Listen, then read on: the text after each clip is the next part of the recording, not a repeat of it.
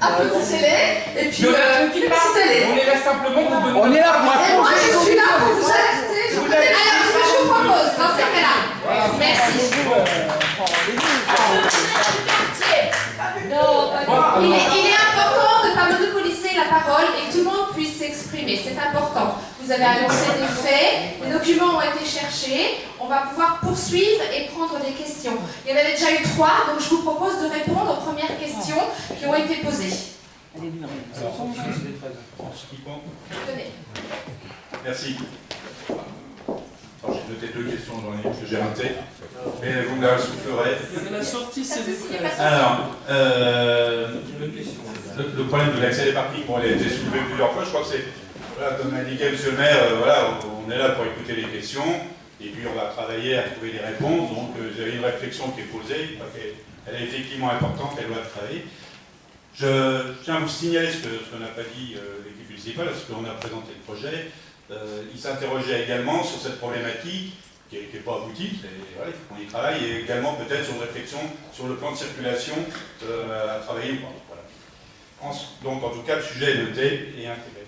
En ce qui concerne le trottoir rue de Cousserand, ça apparaît pas très clairement sur le plan, mais aujourd'hui les maisons ne sont pas construites en limite de propriété, elles sont reculées de manière justement à pouvoir fabriquer un trottoir qui n'existe pas aujourd'hui. Si tu peux montrer le petit le point rouge là. Non, je ne l'ai pas. Là, en gros, il y a les maisons sont construites en retrait de manière à ce qu'on puisse agrandir le trottoir. Voilà. Fabriquer un trottoir digne de ce nom qui n'existe pas effectivement ce jour. Donc ça, actuellement, il y a un petit trottoir. Voilà, oui, il va être agrandi. Il va être agrandi pour que ce soit un trottoir conforme aux normes actuelles, donc au minimum 1,50 m. Donc ça c'est déjà prévu. Ça a raison. Puis, dans l'espoir que ce trottoir ne serve pas à garer des voitures comme la politique avant pas. Donc c'est pour ça que ce soit évité ça. Parce qu'on est déjà assez embêté dans notre quartier pour avoir ça. Alors sachez que cette volonté des stationnements, ça a été une priorité. Parce que, pour rejoindre ce que disait M. Roland, on a à l'horizon 2030 la réouverture de la départementale 13, qui était ouverte à l'époque dans les années 60 et qui a été fermée pour cause d'accident. Et dans le cadre de la rénovation de la gare de la Verrière, qui va commencer à partir de 2019, il y est prévu également un plateau multimodal pour le transfert des bus et la réouverture de ce carrefour avec un décaissement souterrain de la Nationale 10 et un plateau urbain pour le passage des voitures. Donc évidemment, il y a un certain nombre de voitures qui ne passeront plus par le centre-ville de Maurepas, parce que c'est le cas maintenant, hein, quand on vient de Jouarre, on passe directement par le centre pour passer par le pont Guichouleur, qui va être dédoublé à partir de 2016, pour une durée de 24 mois. Et donc évidemment, on aura plus de flux de circulation. Donc je pense qu'il faut qu'on travaille l'éventualité peut-être d'une ouverture sur ces taxes plus importante pour un déport, parce que dans les discussions qu'on a eues avec évidemment le promoteur et l'architecte, c'était d'éviter au maximum que les voitures passent par la rue de Cousserand et par la ville du Béarn. Parce qu'on sait déjà que c'est une galère monumentale, on n'arrive pratiquement pas à passer avec des voitures, c'est clair. Non mais on est d'accord, on est d'accord là-dessus. Donc il faut qu'on arrive à trouver un équilibre entre la volonté de construire des logements avec des voitures qui vont arriver à côté, tout en préservant la qualité de vie que vous avez dans votre quartier. Mais voilà. Donc en tout cas, il faut tenter d'améliorer autant que faire se peut.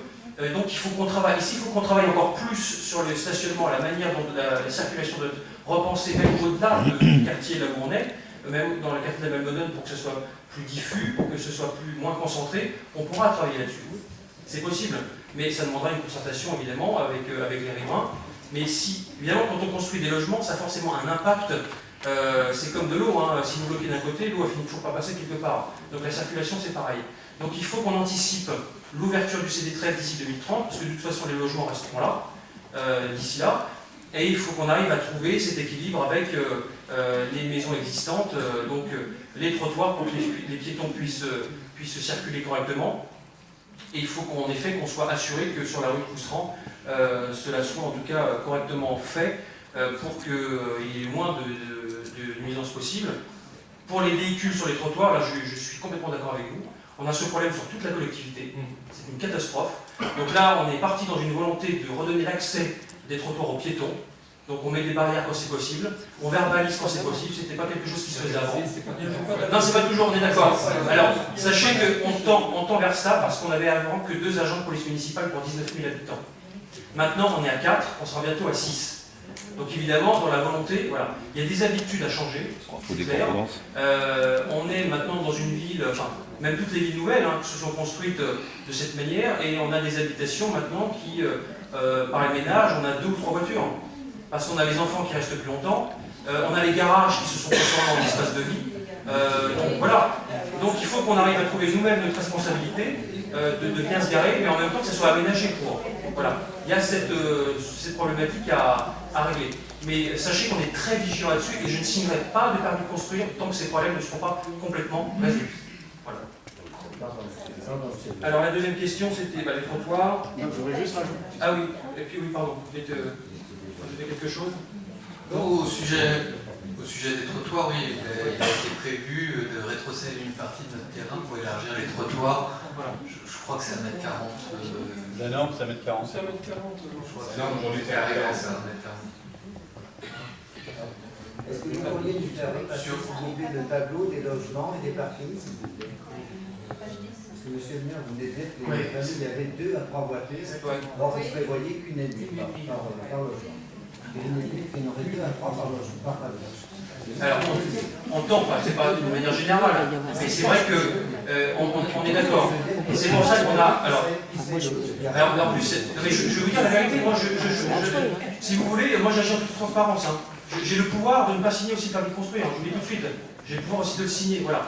Mais on a cette volonté aussi de rendre dynamique notre ville, il faut qu'on le fasse ensemble. Donc je serai transparent. La réalité, c'est qu'il y a un équilibre financier aussi qui doit être trouvé pour cette opération. On a un propriétaire qui vend son terrain, on a à côté des constructions de logements, donc évidemment, dans la transaction financière, il faut que chacun s'y retrouve. Et on a essayé de tirer au maximum, en tout cas en souterrain.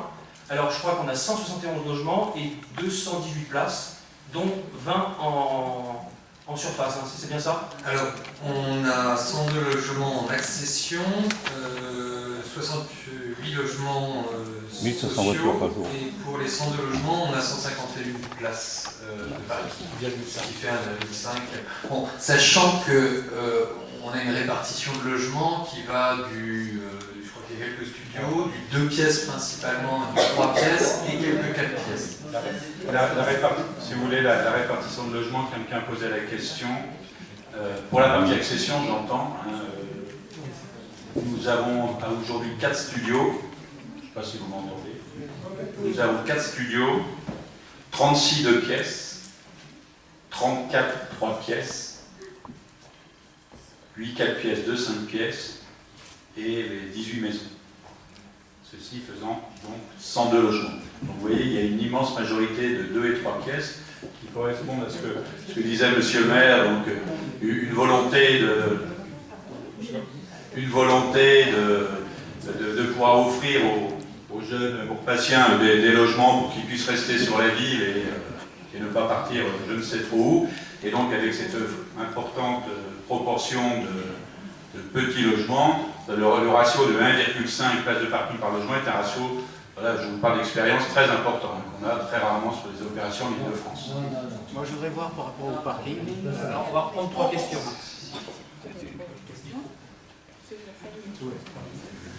Bonjour, Joël Salvan, j'habite à Passe de Cotteret. Je voulais voir par rapport au parking, parce que tout à l'heure vous avez fait une présentation des parkings. Je pense que vous avez une séparation entre les 2 parkings par rapport à celle de l'entrée de Malmedon, si j'ai bien vu vite fait. Ce qui veut dire que les gens qui vont rentrer par Béarn vont sortir par Béarn, et ceux qui rentrent par Malmedon ressortent par Malmedon. Donc là, ça veut dire que comme le plus gros des logements seront côté Béarn, ça veut dire qu'il y aura plus de flux par là. C'est ce que j'ai constaté. Voilà, ça c'est pour le parking. Compliqué.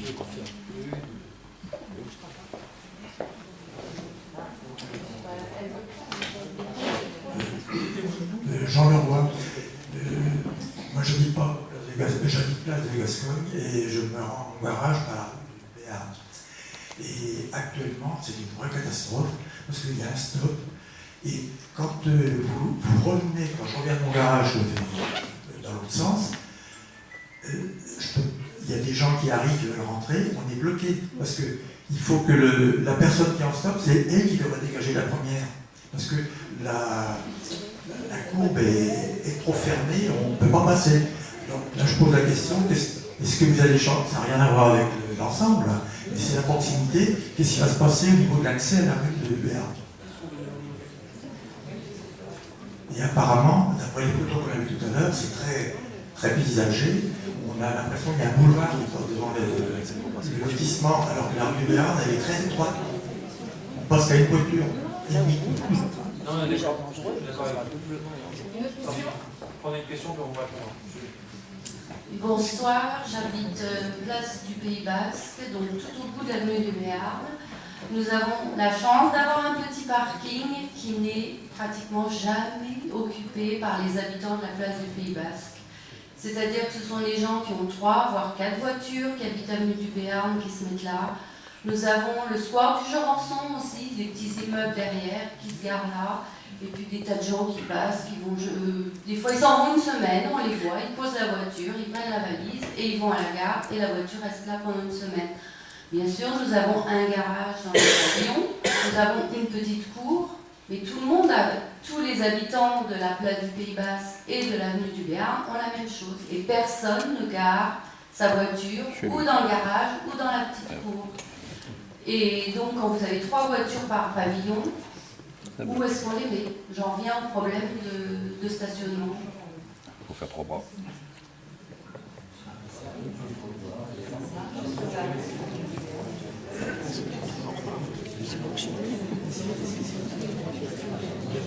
Alors on a eu 3 questions, je crois. On va peut-être répondre, après on en prend 3 autres. Alors, sorti par Albert, question, tu peux... Question d'abord. Stationnement. Oui, sur le stationnement parking. Oui, donc pour les parkings, il y a déjà eu des études, des comptages qui ont été faits et qui ont permis de mettre en place un dispositif qui fonctionne, qui a ses qualités, ses défauts. Donc si vous voulez, il va y avoir une réétude complète justement du plan de circulation, réétude complète du stationnement, avec une forme de, on en a parlé, mais bon, ça c'est pareil, si vous en êtes d'accord, une forme de résidentialisation avec des macarons peut-être de couleur, enfin là je dis, parce que les échanges que nous avons pu avoir, qui permettent justement d'assurer des places aux personnes qui résident là, et que enfin, c'est justement le problème que vous évoquez, que des voitures ventouses, puisque ça va même jusqu'aux gens qui partent en vacances, eh bien, ne puissent pas et n'aient pas la liberté de faire ce genre de choses. Et je dirais aider en cela, parce que, vient de dire M. le maire, à savoir qu'on avait une police municipale qui va monter en puissance et dont la mission première va être de s'attaquer à ce que j'appelle moi le fléau morpasien, c'est le dieu voiture. Tout le monde veut bien des voitures, mais pas, surtout pas chez lui, donc il les met dehors. Bon, comme on disait tout à l'heure, certains ont équipé leur garage, donc ça fait déjà une place en moins.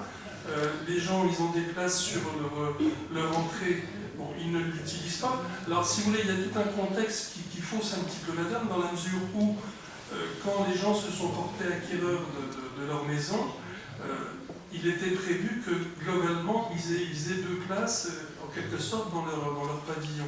Et puis, au fil du temps, les habitudes aidant, les familles s'agrandissant, et puis, une absence peut-être de présence policière depuis de nombreuses années a laissé dériver. Et là, nous sommes confrontés à un problème. Il y a une dérive dans les stationnements qui est hallucinante. Donc, on va essayer de mettre en place quelque chose pour le régler. Si je peux me permettre, on n'est pas là pour l'histoire des parkings, mais oui. Le jour où il y a le plus de problèmes pour se garer et pour circuler sur les trottoirs, c'est le samedi. Mais le samedi, la police ne verbalise pas. Elle va verbaliser des riverains qui habitent à qui ont des jeunes, des grands ados comme lui, qui ont une voiture, et comme nous n'avons que 2 macarons, on se retrouve verbalisé devant notre porte. Alors ça devient une hérésie totale. Moi, je suis à me dire que je vais déménager de ce quartier parce que je ne peux plus me garer devant ma porte, alors ça fait 25 ans que j'habite là, et que je n'avais avant pas de problème. sauf le samedi. Donc mais le samedi, c'est l'anarchie la plus totale. Vous abondez totalement ce que je viens de dire, madame, ce qui est qu'il faut absolument revoir dans sa globalité le problème du stationnement dans ce secteur, avec des badges, enfin peu importe, et puis des moyens nouveaux qui vont être ceux d'une police municipale qui va faire enfin son travail. C'est la chose. Non, mais rassurez-vous. Parce que moi, je suis à pied au marché, et je peux vous dire, je me suis même mis en travers de la route de l'avenue du Boussillage parce que les gens la prennent à l'envers. C'est d'une dangerosité phénoménale. Je suis totalement d'accord avec vous. C'est le seul jour où il y a des voitures. Voilà, c'est le seul jour le samedi. Et le samedi, on ne fait rien. Ce ne sont pas des gens du quartier. Alors qu'on nous laisse nous garder les autres jours de l'année. Non, mais ce que j'expliquais tout à l'heure, c'est qu'au fil du temps, il y a eu de mauvaises habitudes qui ont été prises. Maintenant, notre mission, c'est de remettre les choses dans l'axe, grâce à vous et avec vous, pour qu'on arrive à faire quelque chose qui soit correct. Et le jour de la foire au trompe, on en parle. Si vous voulez, la retraite savon.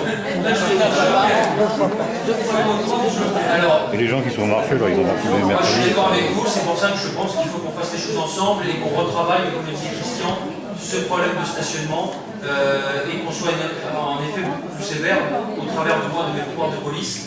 Mais en effet, il faut qu'il y ait une présence humaine plus importante sur le territoire pour pouvoir justement enrayer ce fléau. Là, je suis totalement d'accord avec vous. Juste deux petites choses, je t'ai rajouté. Il y a une étude qui a été menée par la communauté d'agglomération de Saint-Quentin en Yvelines sur le bassin de vie. Et elle mentionne que les foyers, en tout cas sur la ville nouvelle, possèdent environ 1,6 véhicule par foyer. Voilà. Alors il faut savoir aussi qu'il est prévu dans le projet des ascenseurs. Donc vous pouvez peut-être expliquer plus en détail. Oui, en fait, effectivement, pour toutes les cages des immeubles, que ce soit en accession sociale, en accession ou en locatif social, sont prévus des ascenseurs depuis le parking qui montent jusqu'au dernier étage. Donc voilà, on dessert le sous-sol par un ascenseur qui permet de desservir tous les niveaux des bâtiments. Et vous avez des sorties extérieures pour les maisons qui sont proches des maisons pour accéder aux maisons. Vous parlez d'un seul parc de stationnement en sous-sol. Il y a 2 parcs de stationnement puisqu'ils sont séparés. Sur 2 sous-sols. Non, sur un niveau. Pourquoi pas faire sur 2 sous-sols? Ça revient trop cher pour le promoteur. Si vous êtes prêt à acheter les places de parking, je ne sais pas. Non mais faut quand même, c'est un projet absurde, c'est vraiment très moche. Je sais pas, sur le plan architectural, vous pouvez rire, mais moi ça m'interpelle pas trop. Alors, ce qu'on va faire, si ça vous embête pas, on va vraiment reprendre l'organisation parce que il y a attendez. Non, mais monsieur, je comprends. Alors, monsieur, s'il vous plaît, vous avez été un peu violent pour le travail qui a été réalisé. Après, évidemment, les goûts et les natures, enfin les goûts et les couleurs, c'est toujours compliqué. Si vous avez des propositions à faire, on est ouvert. Mais il n'y a rien de signé, hein. Donc si vous avez des propositions à faire, faites-le. C'est vraiment. Qu'est-ce qu'il vous faut? Comment vous voyez? Qui date, on dirait des maisons qu'on faisait avant la guerre. Alors dans ces cas-là, vous dévalorisez les maisons qui sont déjà parties. Monsieur Henrique, on va reprendre 3 questions.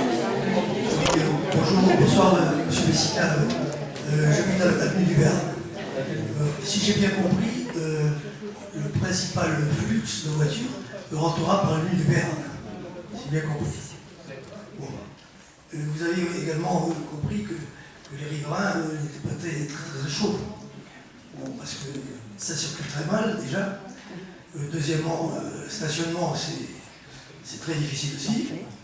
Et ensuite, je pense que certains jours, en ce moment, avec Auchan, les fêtes, c'est la pure saturation. Voilà. Je vous remercie de prendre en compte cette objection de pour justement qu'il n'y ait pas de nuisance supplémentaire, parce que c'est ça le but en fait. Et la rentrée par le CD13, c'est une chose qu'on m'avait dite à la mairie à l'époque, quand on avait commencé à parler de ce projet, qui nous faisait beaucoup peur à tous.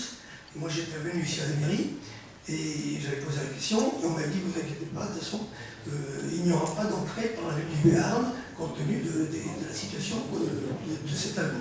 Et l'entrée principale serait sur la CT13 qui serait aménagée en conséquence. Voilà, donc c'est une observation. Et bon, je profite de ma question, que j'ai le micro, pour vous demander si Decaux va faire la même chose. Vous avez des nouvelles pour Decaux? Decaux restera où il est? Non. Alors, vous souhaitez que je vous réponde maintenant? Alors, donc j'ai pris un peu en compte, de toute façon, pour la ville du Béarn, c'est clair qu'on va retravailler le projet. Après, pour ce qui est de la parcelle de Decaux, c'est beaucoup plus compliqué. Decaux, nous avons été approchés il y a quelques jours par la société Decaux, par Jean-Charles Decaux lui-même, qui est venu nous voir et qui, dans la réorganisation de son activité, souhaite peut-être à terme, il n'y a rien de fait du tout, en tout cas repenser son site à Maurepas. Il y a 2 sites à Maurepas. Vous avez à la Malmedonne et vous avez dans la zone d'activité Paris-Ouest. Ils ne savent pas encore, dans la réorganisation qu'ils veulent faire sur le site de Vitry, s'ils souhaitent se séparer du carré à la Malmedonne ou se recentrer sur l'activité à Paris-Ouest. Il n'y a absolument rien de fait. Nous avons été approchés pour d'autres discussions, ça a été abordé, mais pour le moment, c'est pas du tout, en tout cas, à l'étude, en tout cas, de construire sur cette parcelle, à l'heure où je vous parle, parce que j'ai encore été en contact avec eux ce matin. Ils étudient en fonction d'un équilibre financier, mais il n'y a absolument rien de fait. Et si toutefois, ça devait se faire, à ce moment-là, de toute façon, on repasserait par la case de concertation avec les Maurepasiens, et ça bouleverserait en effet l'ensemble du processus. Parce que si nous, dans notre projet, on a quand même aussi la volonté de construire une résidence pour personnes âgées. Donc voilà, il y a différents aussi projets qui peuvent se faire, mais en tout cas, pour le moment, c'est pas du tout envisagé de déposer un permis de construire sur la partie Decaux, parce qu'eux sont encore, en tout cas, dans l'attente d'une réorganisation qui peut prendre des mois, voire des années. Mais en tout cas, ça a été évoqué. Donc je vous le dis en toute transparence, ça a été évoqué. Voilà. Moi, je reviens sur ma rue du Couseran, parce que je suis vraiment concernée. Je ne suis pas la seule d'ailleurs dans la rue. Moi, j'aimerais bien, il y a plusieurs personnes, que les maisons face à cette rue soient retournées de façon à ce que l'on ait les jardins face à nos maisons. Ça serait plus joli parce que j'ai quand même constaté que vous avez mis des jardins rue Malmedonne où il n'y a pas de maison du tout. Donc, et que vous en avez mis face à Decaux, pour l'instant, il n'y a rien à faire. Jusqu'à présent, on avait beaucoup de verdure et maintenant, on aura du mur. Un petit mot en tant que maître d'ouvrage sur cette remarque. Les jardins des maisons actuellement sont orientés d'abord quand quelqu'un achète une maison, c'est pour dans son jardin être au calme. Donc d'une part, et deuxièmement, tous les jardins sont orientés au sud ou à l'ouest, donc les meilleures orientations possibles pour l'agrément de vie. Alors néanmoins, ce que là aussi... Il est dans la même direction. Donc ça bouge pas. Tous les jardins de Malmedonne sont presque de mon côté. Ah oui. Non, on ne peut pas mettre le jardin au nord. Non, à l'est. À l'est.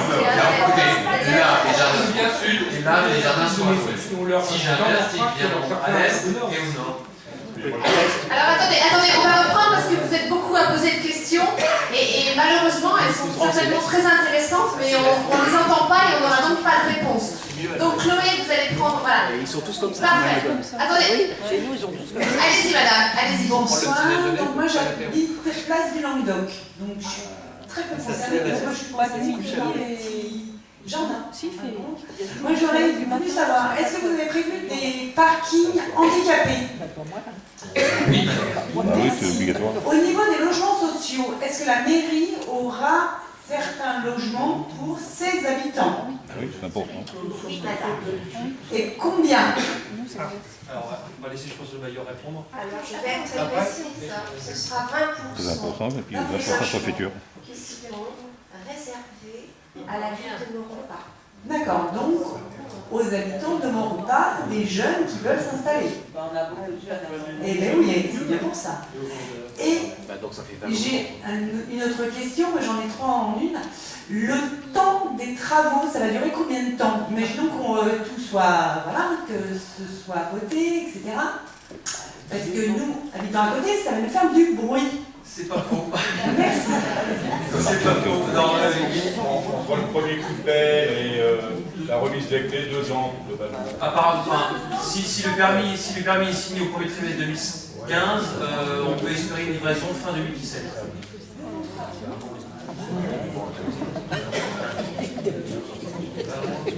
Un mois. Globalement, ouais, un mois. Les entrées de chantier, vous les ferez par quelle rue? Ah oui.